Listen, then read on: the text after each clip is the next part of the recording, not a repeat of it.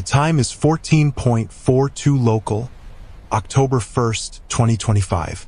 The air is thick with the routine hum of a warship on the razor's edge of a global flashpoint. Near Scarborough Shoal, the USS Dewey, an American Arleigh Burke-class destroyer, cuts a clean wake through the contested blue of the South China Sea. On paper, it is a routine patrol. In reality, it is a walk through a minefield. Then the routine shatters. Inside the Combat Information Center, CIC, the Aegis radar hums like a living, breathing thing. Suddenly, multiple contacts bloom on the screen. Fast tracks, racing in from the northwest. The bridge falls silent for a single, frozen beat. Then the alarms. A shrill, urgent tone that rips through the steel corridors. Incoming. Sailors sprint to their battle stations. Hatches slam shut.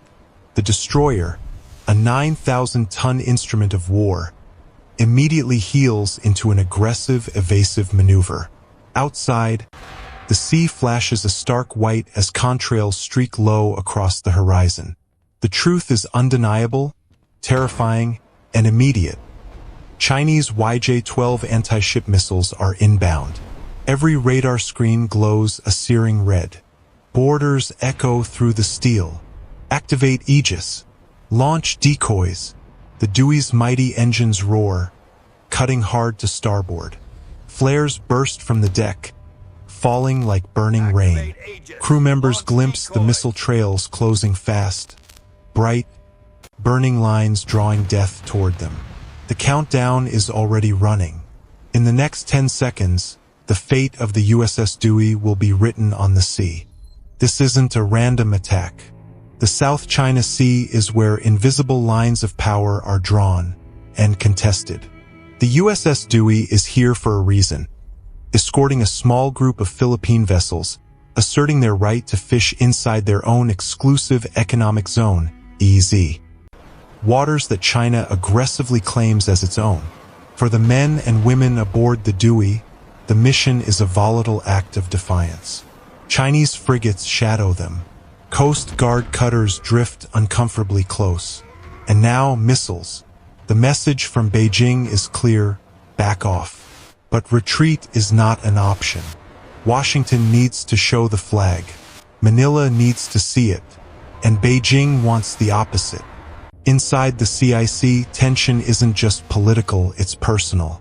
Every sailor knows the headlines that hang in the balance. U.S. destroyer lost in South China Sea. Above them, somewhere beyond the radar horizon, a Chinese H-6K Badger bomber circles. A silent reminder that this fight could escalate in seconds, spiraling out of control. Each side claims defense, yet both prepare for escalation.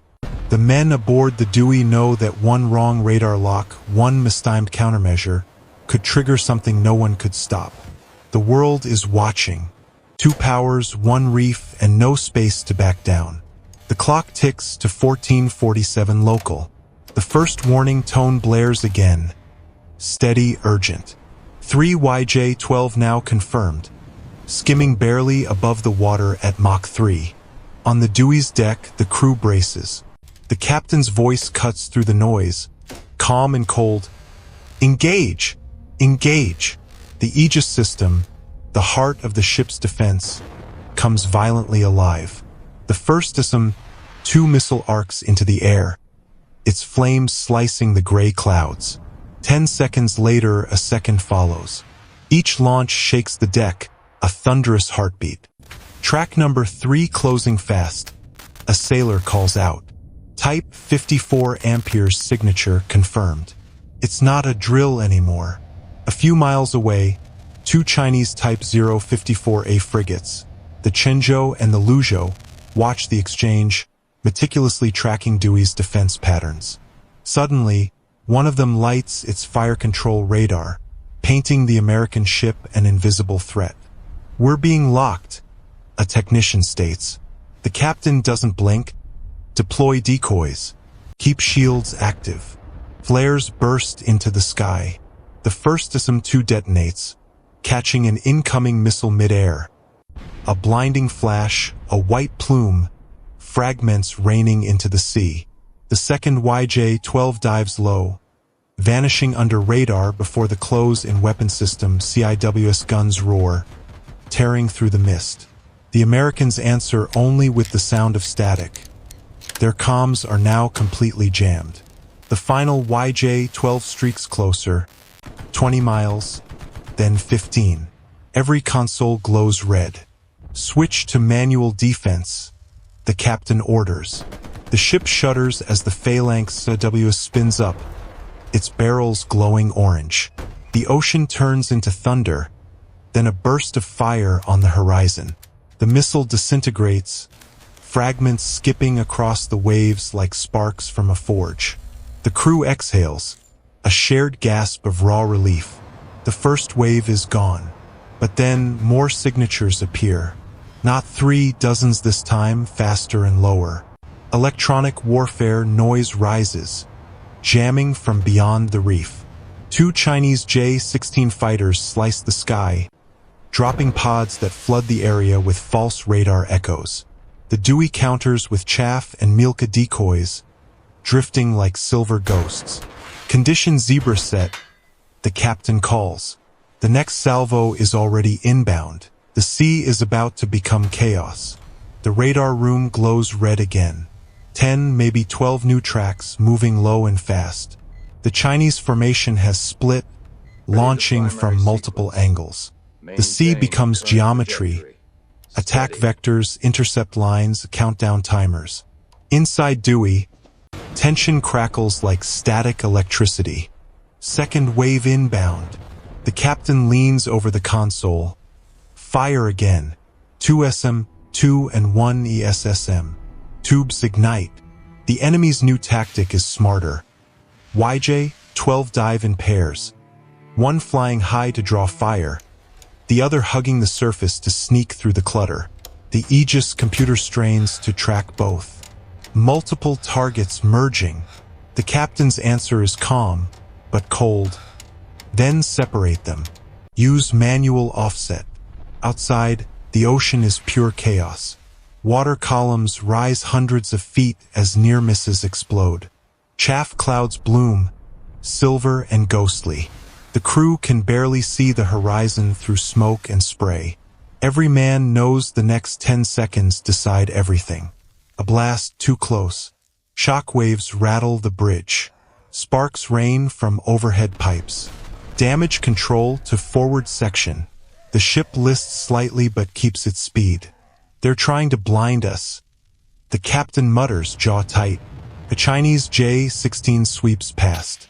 Moments later, a fresh radar ping confirms it. Another launch. The third wave. Dewey has less ammunition now.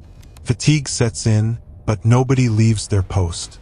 Then the final desperate gambit. The swarm. That's not a missile, the sonar chief says. New icons bloom on radar. Small, fast, erratic, drones. Sea-skimming drones. They weave through decoy clouds, below radar range. Each carries a warhead meant to cripple, not sink. A message. We can reach you anytime. China has switched tactics, probing every gap in America's shield. CIWS, target low signatures. The guns track wildly.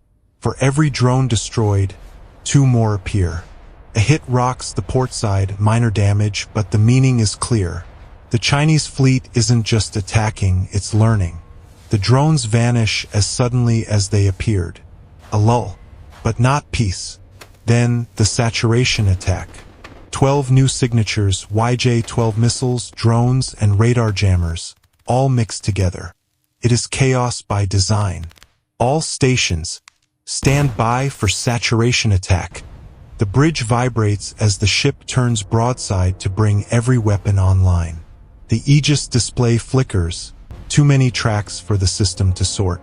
Switch to sector fire. The Dewey divides the sky into zones. The first YJ-12 explodes. The second slams into debris. Then impact. A drone slams into the forward deck, shredding antennas and radar panels.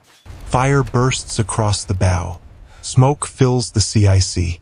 The captain stays at the console, coughing but steady. We hold the line. No retreat. The Phalanx CIWS spins, spitting metal at supersonic speed. One missile breaks through, too fast, too low. The gun's barrels overheat, locking mid-spin. Manual override. A young sailor lunges, grabbing the control stick. The cannon jerks alive, spitting a final, furious burst. The missile vanishes in a sphere of orange fire. Cheers rise across the deck, half triumph, half disbelief. But then, a new radar signature, bigger, faster. A new launch from the west. The Chinese frigates are pushing in. The next missile is hypersonic. No time. No margin. Brace for impact.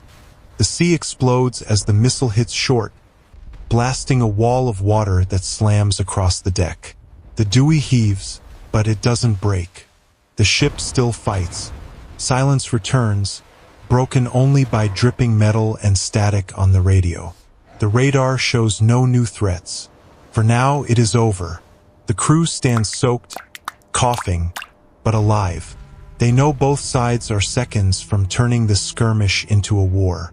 Two flags face each other across the same sea, neither willing to step back. The USS Dewey drifts with reduced power, smoke still curling from her deck.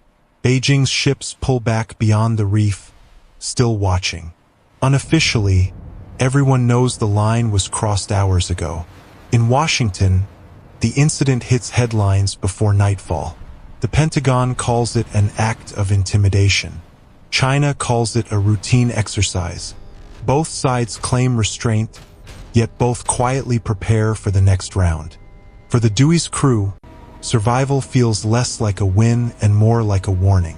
Systems crippled. Ammo low. Nerves frayed. They know how close they came, luck measured in meters and seconds. As the Dewey limps toward port under a red sunset, the crew stands silent on deck, watching the sea glow like cooling steel. They've held the line for now. Below decks, medics make quiet rounds. Across the region, from Scarborough to Hainan, every command studies the footage, simulates new scenarios, and tightens plans. The margin between peace and conflict has never been thinner.